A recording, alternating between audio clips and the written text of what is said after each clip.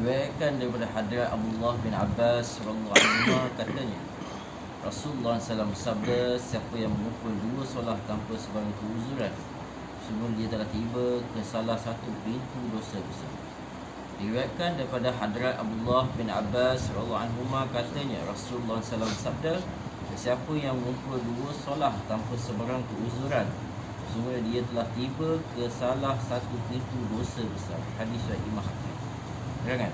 Ada Ali radhiyallahu anhu berkata bahawa Rasulullah SAW telah bersabda, jangan melambat-lambatkan dalam tiga perkara. Pertama, solat apabila telah masuk waktunya. Kedua, penumian mayat apabila jenazah sudah disiapkan. Ketiga, mengkahwinkan seorang wanita apabila jodoh yang sesuai sudah dicapati. Ramai orang yang menganggap diri mereka soleh dan mereka juga dianggap seorang yang berat tentang solat, namun disebabkan alasan yang kecil seperti safar, mengurus kedal, apa-apa yang pekerjaan, maka banyak solat ditinggalkan. Setelah pulang ke rumah barulah mereka menghadarkan solat-solat yang ditinggalkan itu. Tidak mengerjakan solat pada waktunya tanpa sebarang keuzuran seperti sakit dan seumpamanya adalah salah satu dosa besar.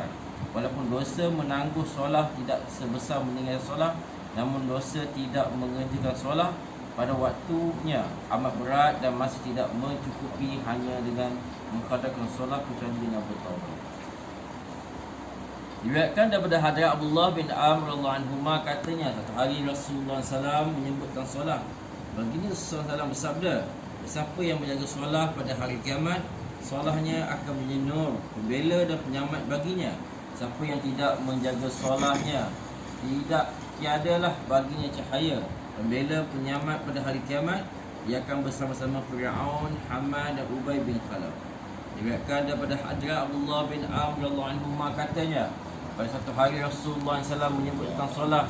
Baginda SAW bersabda, siapa yang menjaga solat, maka pada hari kiamat solatnya akan menjadi nur, pembela dan penyelamat baginya. Siapa yang tidak menjaga solatnya, tiadalah baginya cahaya, pembela dan penyelamat. Pada hari kiamat dia akan bersama-sama Fir'aun, Haman dan Ubay bin Khalaf. Hadis riwayat Imam Ahmad dan Ibn Hibban. Terangan, semua orang mengetahui kekufuran Fir'aun yang begitu dahsyat sehingga dia telah mendakwa dirinya sebagai Tuhan. Haman pula adalah Perdana Menterinya, dan Ubay bin Khalaf merupakan musuh ketat Islam di kalangan musyrikin Mekah.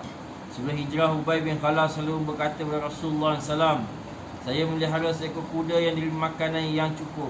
Saya akan membunuh kamu dengan mengeri kuda ini satu hari nanti. Nabi SAW berkata sekali pernah menjawab dan memberitahunya, InsyaAllah sayalah yang akan membunuh kamu. Dalam perangan Uhud, dia berkeliaran di medan pertempuran mencari Rasulullah SAW sambil berkata, jika Muhammad lepas pada hari ini, tiada kesempatan lagi bagiku. Lalu dia pun marah menghampiri Nabi SAW dengan niat untuk menyerang baginda SAW. Para sahabat radhiyallahu anhu dari jauh ingin menyelamatkan riwayat hidupnya, tapi baginda SAW berkata, biarkanlah dia datang. Bila dia telah hampir, baginda SAW mengambil lembing dari salah seorang sahabat lalu membaling ke arahnya. Lembing itu terkena pada lehernya dan terguris sedikit. Dia terhayang-hayang lalu jatuh dari kudanya. Dia lari lintang pukul hingga sampai kepada tukirannya sambil berteriak, demi Tuhan, Muhammad telah bunuh aku. Orang kafir juga menangkan sambil berkata, itu cuma meleceh sahaja, tidak usah membimbangkan sangat.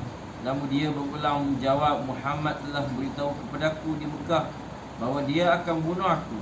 Demi Tuhan, jika dia meludahi aku pun aku mati. Dikatakan bahawa jeritan seperti seekor lembu jantan. Abu Sufyan yang begitu bersemangat dalam perangai itulah mengejeknya. Kamu begitu sekali menjerit hanya kerana luka yang sedikit. Kata Ubay, tahukah kamu pukulan siapa ini? Ini adalah pukulan Muhammad demi Lat dan Uzza, nama dua berhala yang masyhur. Kesakitan yang aku alami daripada luka itu begitu dahsyat. Sekiranya kesakitan ini dibahagikan kepada seluruh penduduk Hijaz, maka semuanya akan binasa. Sejak Muhammad berkata kepada aku Mekah bahawa dia akan bunuh aku, sudah yakin bahawa aku tidak akan terlepas daripadanya. Setelah Muhammad berkata sedemikian, jika dia mudahi aku sahaja pun, pasti aku akan mati. Dia mati semasa dalam perjalanan pulang, sehari sebelum sampai ke Mekah. Kisah ini sepatutnya menjadi pengajaran bagi kita umat Islam. Seorang kafir yang sangat kuat kekufuran dan pemusuhan terhadap Nabi SAW itu yakin dengan ucapan Rasulullah SAW, sehingga sedikit pun tidak ragu-ragu terhadap kematian sendiri. Sungguh pun kita mengaku kebenaran baginda sallallahu alaihi wasallam, bahawa baginda sallallahu adalah seorang rasul, mengakui kebenaran sabdaannya, mendakwa mencintainya. Namun banyak manakah nasihat baginda sallallahu telah kita ikuti, dan sejauh manakah kita takut terhadap azab seperti yang telah diberitahu oleh baginda sallallahu. Inilah satu perkara yang perlu kita selidiki dalam diri kita masing-masing. Dan lantaran itu tidak siapa pun yang boleh memperkatakan tentang diri orang lain. Dalam kitab Az-Zawajir yang dikalang oleh Ibn Hajar rahmatullahi alaih, Qarun juga disebut bersama dengan Fir'aun dan lain-lain. Beliau menulis bahawa mereka yang melengah-lengah solat akan dibangkitkan di pada mahsyar bersama-sama dengan Fir'aun dan lain-lain, kerana alasan mereka melengah-lengah solat adalah sama seperti terdapat dalam pada Fir'aun dan lain-lain. Sekiranya solat dilengahkan disebabkan oleh harta, maka akan dibangkitkan bersama Qarun. Jika disebabkan oleh pemerintahan dan kuasaan, maka akan dibangkitkan bersama Fir'aun. Jika disebabkan oleh kedudukan sebagai menteri maka dia akan dibangkitkan di pada mahsyar bersama Haman. Dan jika kerana perniagaan, maka akan bersama Ubay bin Khalaf.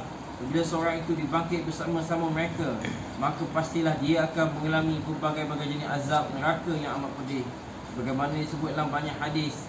Namun lantaran iman yang dimiliki oleh seorang Islam, lambat laun mereka pasti akan dibebaskan daripada azab neraka, manakala Fir'aun dan lain kekal dalam neraka. Walau bagaimana tempoh masa sebelum mereka dibebaskan daripada api neraka bukanlah satu perkara yang main-main. Kemungkinan tempoh tersebut memakan masa beribu-ribu tahun lamanya. InsyaAllah. InsyaAllah. Amalkan dapat sampai kepada Rasulullah.